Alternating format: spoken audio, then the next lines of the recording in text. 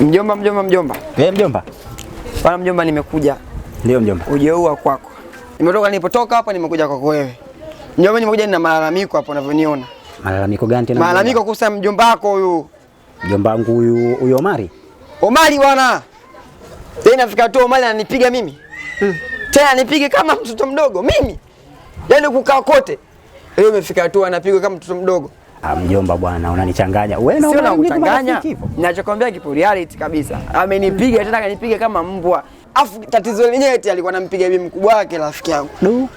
Ili mimi nimekuwa kosa langu kwenda kumtetea bibi mkubwa wake. Ana mwaga maji ya mapovu. Ni maji michafu alikuwa anaosha vyombo. Mimi kwenda kutetea, kwenda kumsaidia fika tu ananipiga mimi.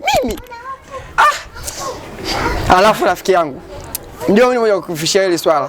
Naomba kaa chini na Omari. Alichokifanya mimi binafsi sijakipenda. Tena sijakipenda.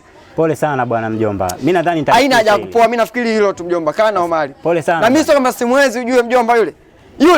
Mimi namweza kwangu aingi chochote. Lakini mjomba ndio hivyo tu. Ndio. Namweza ila ndio hivyo tu. Basi sawa mjomba, hakuna shida. Mimi nadhani ndio bwana fikisha hilo swala. Mimi sijapenda. Na nitapomuona. Yaani ndio hivyo sijapenda tu. Ila nitapomuona sijapenda mjomba. Mimi nitazungumza naye. Naomba tu zingatie hilo hapa hilo. Hakuna shida. Ndio mimi natoka bwana. Sawa bwana.